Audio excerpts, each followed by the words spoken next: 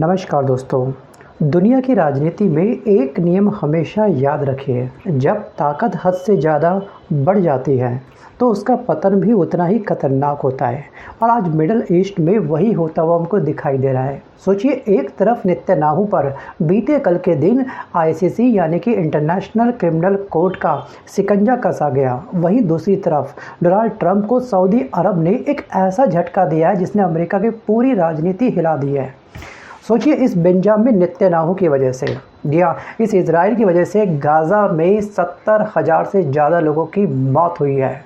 Lebanon में seize fire के बाद भी 380 लोग मारे गए हैं। सोचिए, और अब दुनिया पूछ रही है क्या नेतन्याहू का राजनीतिक अंत अब स्टार्ट हो चुका है, क्या इसका काउंटडाउन स्टार्ट हो चुका है। और सबसे बड़ी बात यह है कि इस पूरी वॉर में सबसे ज़्यादा फ़ायदा किसे हुआ है?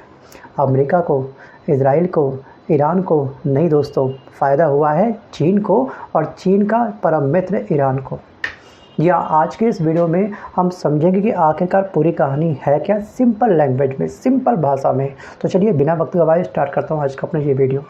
सो बस नेतन्याहू की मुश्किलें लगातार बढ़ती जा रही हैं। उसके घर के अंदर, मतलब कि इजराइल के अंदर भी वहाँ की जनता इसके खिलाफ़ खड़ी हुई है। दूसरी तरफ जो ट्रंप है, ट्रंप की जनता भी ट्रंप के खिलाफ़ खड़ी हुई है। ठीक है, तमाम देशों की जनता बिल्कुल भी एग्री नहीं कर रही है कि वो इस जंग को लंबे समय तक खींचे, क्योंकि किसी भी जंग में किसी भी देश का एक बहुत बड़ा पैसा अमाउंट पानी की तरह बहता है। और ये पैसा कहाँ से आता है? देशों के पास जनता के टैक्स के पैसों से ये तमाम एक्टिविटी करते हैं। या तो उन पैसों को अपने देश में विकास में लगाएं, या फिर किसी दूसरे देश की जंग में उलझा दें अपना पैसा। भाई ट्रंप ने ये तो गलती करी, सोचो सबसे बड़ी गलती करी है ट्रंप ने, ईरान इजराइल के फटे में टांग अड़ा करके। दोस्तों यहाँ पे अब क्या हुआ है कि नेतन्याहू की मुश्किलें बढ़ती जा रही हैं। यहाँ इजराइल के प्रधानमंत्री बेंजामिन नेतन्याहू इस वक्त चारों तरफ से घिरे हुए हैं, आगे कुआं पीछे खाई, लेफ्ट राइट में भी बहुत बड़ा, कह सकते हैं कि एक बहुत बड़ा खाई खुदी पड़ी है। सोचिए, एक तरफ गाज़ा युद्ध, दूसरी तरफ अपने ही देश में भ्रष्टाचार के केस चल रहे हैं इसके ऊपर, और अब तीसरी तरफ आईसीसी यानी कि इंटरनेशनल क्रिमिनल कोर्ट की जाँच हो रही है। सोचिए, आईसीसी के चीफ, सो गाइस इनका नाम है करीम खान। इन्होंने साफ साफ ये कहा है कि नेतन्याहू के खिलाफ वार क्राइम्स एंड जेनोसाइड के सबूत जुटाए जा रहे हैं। या अब ये एक बात आप सिंपल से समझिएगा कि दोस्तों कि ये जब आईसीसी अपना एक्शन लेता है, जी हाँ, आईसीसी कोई हमारे टीवी चैनल की गोदी मीडिया की डिबेट नहीं है। अगर इसने कथन या फिर इसने स्टेटमेंट जारी करी है तो इसके ऊपर ये पक्का एक्शन मिलेगा। या वो बिना सबूत के सार्वजनिक बयान नहीं देता है। आईसीसी ने बयान दिया तो इसके पीछे कुछ एविडेंस इसके पास पक्का होगा। और जब आईसीसी खुलकर बोलने लगे तो समझ जाइएगा कि मामला काफ़ी गंभीर है। सोचिए, गाज़ा में 70,000 से अधिक मौतों के आरोप लगे हैं इस समय बेंजामिन नेतन्याहू के ऊपर। लाखों लोग बेघर हुए हैं केवल इसके ईगो, इसकी घमंड, इसके जिद की वजह से।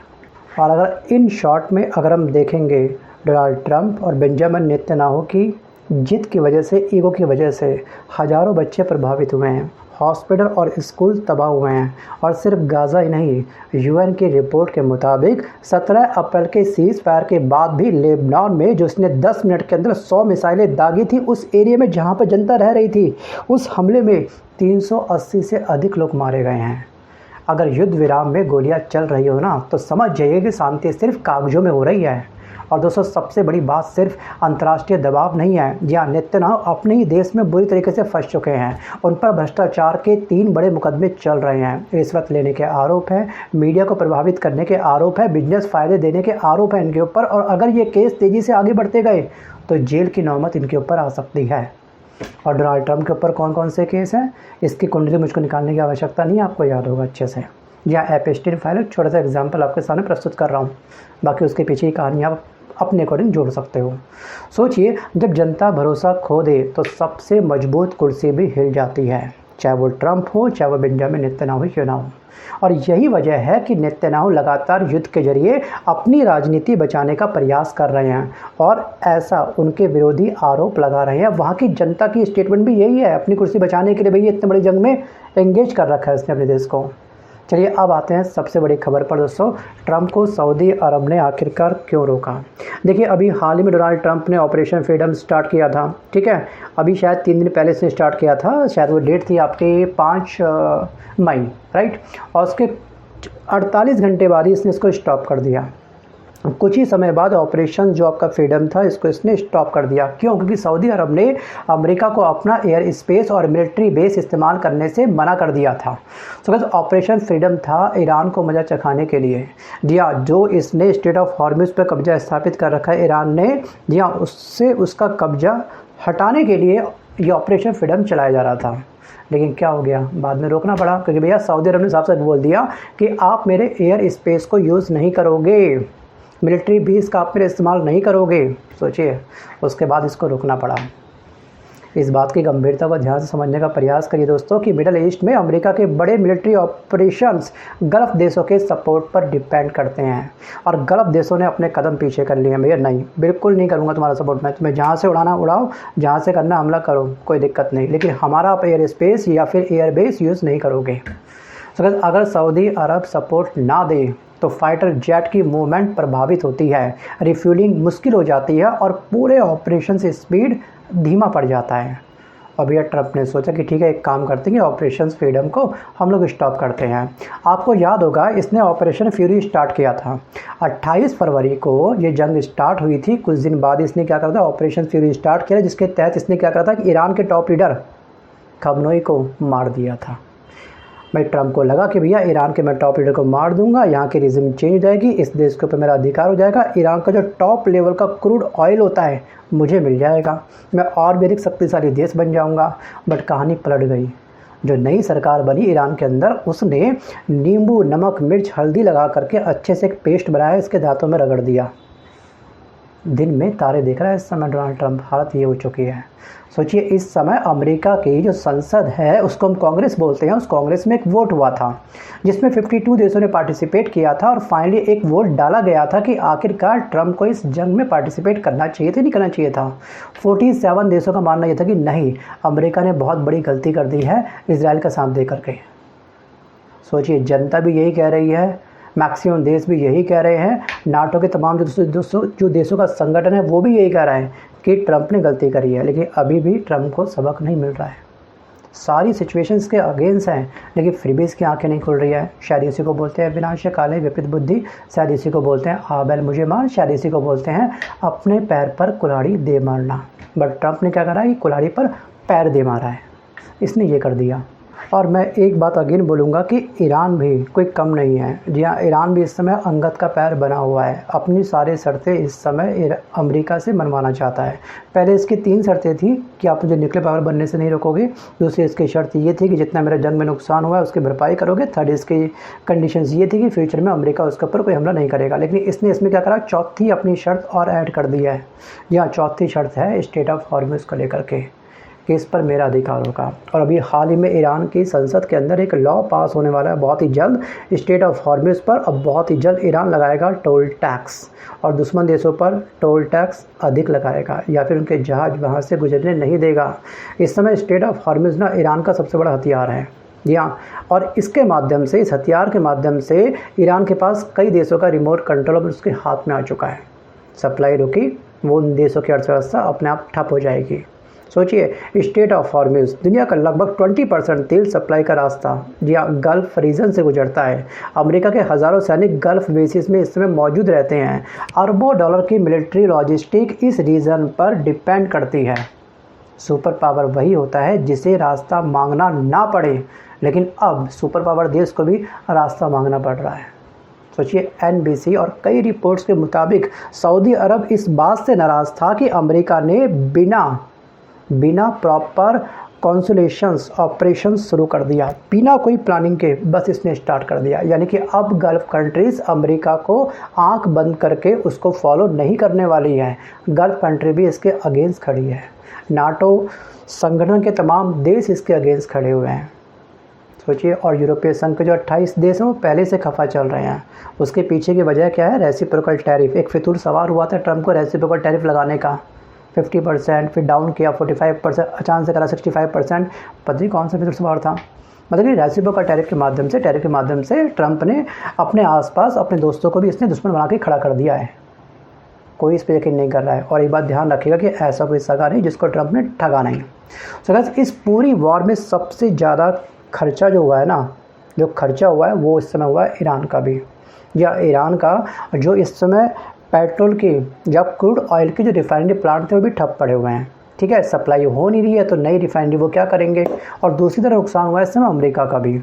तो जो इस समय ना अमेरिका के ऊपर एक बहुत बड़ा दबाव बना हुआ भी, तुम एक काम करो, जंग को समाप्त करवाओ, सीज़ फायर करवाओ, शांति समझौता करवाओ। लेकिन ईरान इस समय शांति समझौते के मूड में बिल्कुल लग नहीं रहा है। वो किसी भी शर्त को टस से मस नहीं कर रहा है अपनी, सभी शर्त मानो, वरना फिर एक काम करते हैं, आने वाले 10 साल तक मैं इस जंग को खींच सकता हूँ। सोचिए, ये ईरान वो ईरान है जिसको अब मिल चुका है पुतिन का सपोर्ट, रूस का सपोर्ट, मतलब चीन का सपोर्ट मिल चुका है। बहुत ही जल्द इस समय ईरान के विदेश मंत्री मिलने जाएंगे चीन के राष्ट्रपति से। पुतिन से वो ऑलरेडी मिल चुके हैं। सोचिए, ईरान दोस्तों पूरी तरह झुका नहीं है और ना ही ये झुकेगा। ये गलत फहमी पाल के बैठा हुआ था डोनाल्ड ट्रंप, लेकिन डोनाल्ड ट्रंप की आंखें खुलनी होगी तो खुल जाएगी। सोचिए, स्टेट ऑफ हॉर्मुज़ इतनी बड़ी बैक पावर है। जी हाँ, इसके बाद क्या हुआ, इसके बाद फाइनली जैसे स्टेट ऑफ हॉर्मुज़ बाधित हुआ, इस पर अधिकार हुआ ईरान का, उसके बाद अन्य देशों में तेल सप्लाई रुक गई। तेलों के प्राइस कितने हाई पहुंच गए आपको अच्छे से पता होगा। और इस स्टेट ऑफ हॉर्मुज़ के बाधित होने का इम्पैक्ट हमारे इंडिया में भी बड़े लेवल पर पहुंचना स्टार्ट हो चुका है। कमर्शियल सिलेंडर 1000 रुपये महंगे हो चुके हैं और इसका इफेक्ट अन्य वस्तुओं पर पड़ना स्टार्ट हो चुका है। सोचिए, ईरान के पास अब आ चुका है मैक्सिमम देशों का रिमोट कंट्रोल, या जिसके हाथ तेल का रास्ता हो, दुनिया उसे नज़रअंदाज नहीं कर सकती है। सोचिए एक बार। और अब सबसे दिलचस्प बात यह है कि इस पूरे घटनाक्रम में सबसे शांत कौन सा देश है पता है, जो केवल दूर से देख रहा है। कोई बात नहीं, खेला हो रहा है, होने दो। जी हाँ, वो देश है चीन। जी हाँ, वो देश है रूस। सोचिए, पुतिन से अभी ईरान के विदेश मंत्री ने एयर डिफेंस सिस्टम मांगा और पुतिन ने बोला गो अहेड, हम तुम्हारे साथ हैं, ले जाओ हमसे एयर डिफेंस सिस्टम। जो S-400 जिसने हमारी हेल्प करी थी, वही सेम सप्लाई अब होने वाली है ईरान के पास में भी। तो जी, सीज़ फायर होने के बाद में भी ईरान लगातार अपनी मिसाइल स्टॉक में भर रहा था, मिसाइल इंपोर्ट कर रहा था, इजराइल भी इंपोर्ट कर रहा था, ऐसी बात नहीं है। ये कैसा सीज़ फायर भाई, ये कैसा सीज़ फायर है। आप तो युद्ध की तैयारी कर रहे हो, 10 डेज़ कल समाप्त हो चुके हैं सीज़ फायर को, और जंग लगातार स्टेट ऑफ हॉर्मुज़ के आसपास चल रही है। चंद घंटों बाद कौन सा किसके ऊपर मिसाइल अटैक हो जाए कुछ नहीं पता। ये कैसा शांति समझौता था भाई, शांति समझौता, सीज़ फायर। क्या आपको ये प्रिपरेशन दी गई थी क्या टाइमिंग, भैया भर लो अपने हथियार, एक काम करो, दोबारा होगा पार्ट 2, अभी केवल फिल्म का इंटरवेल है, थोड़ा रेस्ट कर लो, थोड़ा अपना एनर्जी बूस्ट कर लो, उसके बाद करेंगे स्टार्ट। ये था कि सीज़ फायर। सोचिए, चीन ना टीवी पर इसने कुछ खास शोर किया, ना इसने कोई बयान दिया, ठीक है, लेकिन फ़ायदा सबसे ज़्यादा उसी को हुआ है। कैसे दोस्तों, यूरोप जो है ना अमेरिका से दूरी बना रहा है, मिडल ईस्ट नए पार्टनर्स ढूंढ रहा है, और चीन लगातार अपना व्यापार बढ़ा रहा है। और इस समय दोस्तों ईरान जो है सबसे अधिक एक्सपोर्ट करता है अपना ऑयल का, पता है किसे, वो करता है चीन को। जी हाँ, चीन से ये चीन जो है ईरान से मैक्सिमम ऑयल मंगवाएगा, राइट।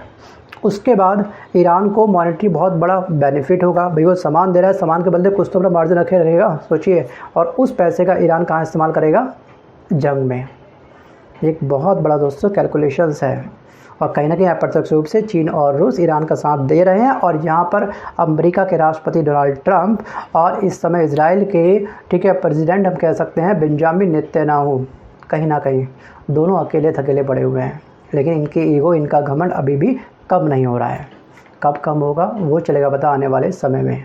दोस्तों, इस जंग के बाद एक बात तो बिल्कुल साफ़ हो चुकी है कि किसी भी देश को कमज़ोर देश मत समझो, और किसी भी देश को ज़रूरत से ज़्यादा ताकतवर देश मत समझो। जी, मैं बात कर रहा हूँ ईरान और अमेरिका के बारे में। और दोस्तों, 21वीं सदी की सबसे बड़ी ताकत बंदूक नहीं बल्कि इकॉनमी और इन्फ्लुएंस है। आप ज़रा बात करते हैं अपने विश्व गुरु के बारे में, अपने भारत के बारे में। सो गाइस, भारत की सबसे बड़ी ताकत होती है हमेशा इस कंडीशंस में हम रहते हैं न्यूट्रल, ना इसकी साइड ना उसकी साइड। जी हाँ, हम लोग इजराइल के भी दोस्त हैं, ईरान के भी दोस्त हैं, अमेरिका के हम लोग ज़रूरत से ज़्यादा ही काफ़ी घने दोस्त हैं। वो अलग बात है कि हम लोग शायद भूल जाते हैं कि जंगल के पेड़ सीधे जो पेड़ होते हैं वो पहले काटे जाते हैं, और अमेरिका के द्वारा हम कई बार कट चुके हैं। जी हाँ, रेसिप्रोकल टैरिफ के माध्यम से। सोचिए, ये अमेरिका का राष्ट्रपति ट्रंप वही है जो हमसे कहता है कि हमारे पीएम मोदी जी का राजनीतिक कैरियर को समाप्त कर देगा। ये वही राष्ट्रपति जो हमसे कहता है कि भैया हमारा देश तो हेल होल है, नरक का द्वार है। सोचिए, हम फिर भी इसको रिवर्स में कुछ खास नहीं कह पाते हैं। लेकिन दोस्तों, भारत को ना बहुत संभल कर चलना होगा अभी आगे। वैसे अलग बात है कि हमारे पीएम मोदी जी ने इजराइल को बोला था फादरलैंड, वहाँ जब गए थे ना तब, अब ईरान को कितनी हल्दी मिर्च नमक धनिया लगा इस सेंटेंस के बाद वो तो वही जाने। लेकिन दोस्तों भारत को बहुत संभल कर चलना होगा क्योंकि दुनिया तेज़ी से बदल रही है जी। और हमारे पास जो स्टोरेज है ना क्रूड ऑयल का वो सबसे कम है। एक लिस्ट में आपको ऐड कर रहा हूँ, उसको आप ध्यान से पढ़ लीजिएगा वीडियो को पॉज करके। सोचिए हमारे पास स्टोरेज का जो स्पेस है वो काफ़ी कम था, हमारा लगातार ऑयल कम पे कम हो रहा है और इम्पोर्ट हमारा कम पे कम वैसे ही चल रहा है। सोचिए वैसे हमारी विदेश नीति काफ़ी हद तक स्ट्रांग है, लेकिन विदेश नीति भी कहीं ना कहीं थोड़ी बहुत क्वेश्चन मार्क रेस कर जाती है अपने आसपास। जी हाँ, विदेश नीति दोस्ती से नहीं बल्कि कभी कभी हितों से चलती है। जी हाँ, भारत को वही करना होगा जो देश के लॉन्ग टर्म के लिए काफ़ी अधिक बेनिफिशियल हो। तो दोस्तों आज दुनिया के पावर इक्वेशंस बदल रहे हैं। नेतन्याहू पर कानूनी दबाव बढ़ चुका है, तो हम इसके ज़्यादा करीब अब नहीं जा सकते हैं। ठीक है, ट्रंप को मिडिल ईस्ट में उसकी ट्रंप की मुश्किल अलग से बढ़ती जा रही हैं। ईरान खुद को मजबूत दिखा रहा है और चीन चुपचाप दुनिया में अपना इन्फ्लुएंस बढ़ा रहा है। और अब सवाल ये है, क्या आने वाले समय में अमेरिका की पकड़ कमज़ोर होगी? क्या मिडिल ईस्ट में नया पावर बैलेंस बनेगा? और क्या दुनिया एक नए दौर में प्रवेश कर चुकी है? आपको क्या लगता है? अपनी राय आप मुझे कमेंट करके ज़रूर बताइएगा। सो गाइस आज के इस वीडियो में बस कर इतना ही। मिलता हूँ जल्द एक नए वीडियो के साथ, तब तक के लिए धन्यवाद।